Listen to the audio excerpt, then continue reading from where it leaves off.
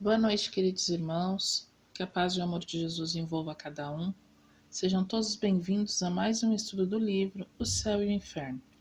Estamos na segunda parte, no último estudo sobre os espíritos sofredores. E vamos dar continuidade sobre os estudos das comunicações do espírito Clare. Vamos lá. Vimos na semana passada que o próprio espírito Clare vem falar sobre trevas. E ela nos fala sobre o cuidado que devemos ter com o orgulho e com o egoísmo. Porque todas as nossas ações se refletirão no nosso futuro. Ela mesmo lembra que as trevas existem. E que como será o nosso coração? Será que temos um coração árido como o dela, que não fazia mal explicitamente aos outros, fazia mais mal a si mesma? E que devemos examinar as nossas ações, nossas atitudes, como é o nosso coração, né? Para que não venhamos a sofrer nas trevas como ela sofreu. Pois bem, vamos à leitura e o estudo de hoje. As últimas palavras da Clare do estudo foram: as trevas para o espírito são a ignorância, o vácuo, o horror ao desconhecido. Aí ela diz que não pode mais continuar. Ainda sobre este ponto, obtivemos a seguinte explicação. Por sua natureza, possui o espírito uma propriedade luminosa que se desenvolve sob o influxo da atividade e das qualidades da alma. Poder-se-ia dizer que essas qualidades estão para o fluido perispiritual, como o friccionamento para o fósforo. A intensidade da luz está na razão da pureza do espírito.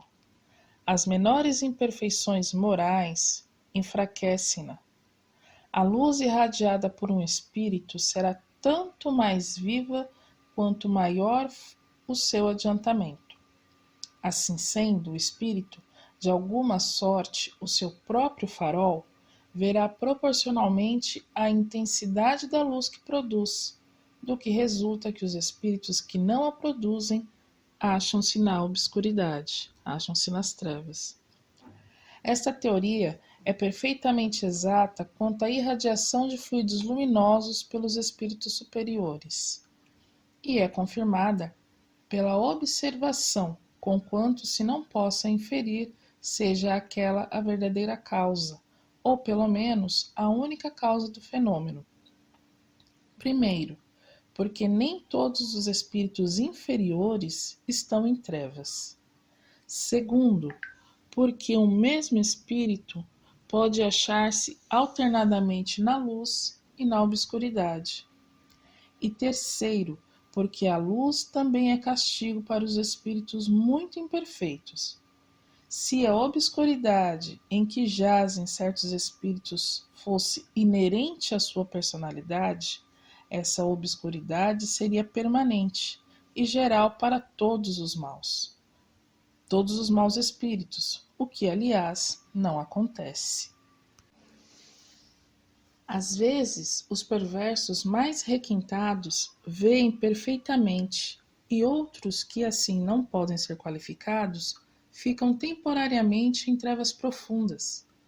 Assim vemos que, independente da luz que lhes é própria, os espíritos recebem uma luz exterior que lhes falta segundo as circunstâncias, donde conclui-se que a obscuridade depende de uma causa ou de uma vontade estranha, constituindo punição especial da soberana justiça para casos determinados. Pergunta a São Luís: qual a causa de educação moral dos desencarnados ser mais fácil que a dos encarnados? As relações pelo espiritismo estabelecidas entre homens e espíritos dão aso a que estes últimos se corrijam mais rapidamente sob a influência dos conselhos salutares, mais do que acontece em relação aos encarnados, como se vê na cura das obsessões? Resposta à Sociedade de Paris, pelo Espírito São Luís. O encarnado, em virtude da própria natureza, está numa luta incessante devido aos elementos contrários de que se compõe e que devem conduzi-lo ao seu fim providencial, reagindo um sobre o outro. A matéria facilmente sofre o predomínio de um fluido exterior. Se a alma, com todo o poder moral de que é capaz, não reagir, deixar-se-á dominar pelo intermediário do seu corpo, seguindo o impulso das influências perversas que o rodeiam, e isso com facilidade tanto maior quanto os invisíveis, que a subjugavam, atacam de preferência os pontos mais fracos, as tendências para a paixão dominante. Outro tanto se não dá com o desencarnado, que, posto sob a influência semimaterial, não se compara por seu estado ao encarnado. O respeito humano, tão preponderante no homem, não existe para aquele, e só este pensamento é bastante para compeli-lo a não resistir longamente às razões que o próprio interesse lhe aponta como boas. Ele pode lutar e o faz, mesmo geralmente com mais violência do que o encarnado, visto ser mais livre. Nenhuma cogitação de interesse material, de posição social, se lhe antepõe ao raciocínio. Luta por amor do mal, porém, cedo adquire a convicção da sua impotência, em face da superioridade moral que o domina. A perspectiva de melhor futuro lhe é mais acessível por se reconhecer na mesma vida em que se deve completar esse futuro, e essa visão não se turva no turbilhão dos prazeres humanos. Em uma palavra, a independência da carne é que facilita a conversão, principalmente quando se tem adquirido um tal ou qual desenvolvimento pelas provações cumpridas. Um espírito inteiramente primitivo seria pouco acessível ao raciocínio, o que, aliás, não se dá com o que já tem experiência da vida. Ademais, no encarnado, como no desencarnado, é sobre a alma, é sobre o sentimento que se faz mister atuar. Toda a ação material pode sustar momentaneamente os sofrimentos do homem vicioso, mas o que ela não pode é destruir o princípio mórbido resistente na alma. Todo e qualquer ato que não vise aperfeiçoar a alma não poderá desviá-la do mal. São Luís.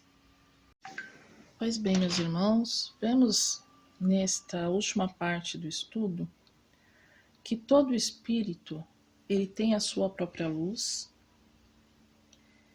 que ele cria conforme as suas qualidades morais, conforme o seu esforço no bem, conforme o seu esforço no amor, e que as trevas, a obscuridade, ela não é algo ligado à personalidade do espírito, até mesmo porque existem espíritos inferiores que não estão nas trevas, e espíritos que irradiam luz e que estão nas trevas.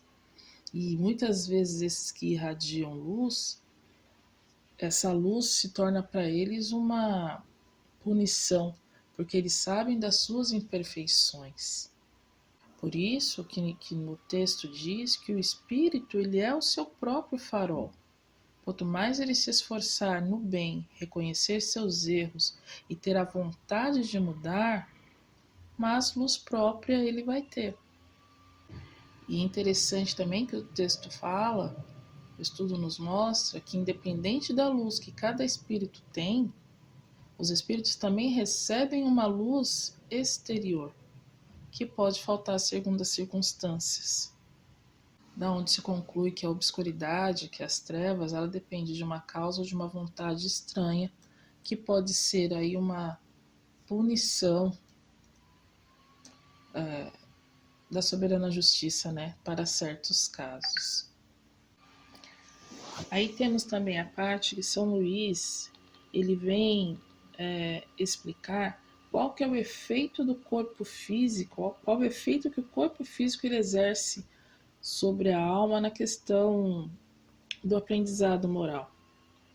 E ele nos diz que a influência é muito grande. É como se a alma estivesse usando uma armadura sensitiva e pesada. Se a alma não lutar contra tendências, às vezes ao que o corpo físico está exposto, a alma vai acabar sucumbindo.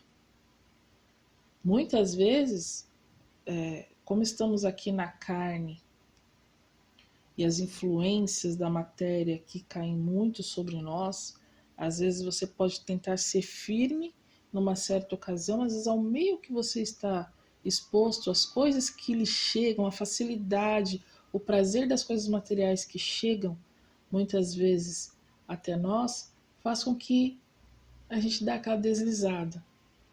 E no futuro, todos os nossos atos são contabilizados. Tudo aquilo que a gente se entrega, às vezes mesmo sabendo que é uma falha, mesmo sabendo que aquilo às vezes pode doer, mas no momento a gente se entrega devido à influência que a nossa matéria sofre, a gente vai ter que responder isso no futuro. Por isso que temos muito que orar e vigiar, sempre. E é por isso que vemos na literatura espírita, até em reuniões mediúnicas, porque parece que os desencarnados, eles conseguem absorver mais rapidamente uma lição, um conselho do que os encarnados, porque os encarnados estão sob a influência da matéria e os desencarnados estão livres, já partiram daqui, não tem matéria, nada deste mundo aqui que pode influenciar no aprendizado deles. Meus irmãos, então assim nós terminamos o estudo dessa segunda parte sobre espíritos sofredores, com muito aprendizado, e semana que vem daremos continuidade a essa segunda parte, mas agora com depoimentos dos espíritos suicidas. Que Jesus abençoe a todos, uma ótima noite e até semana que vem.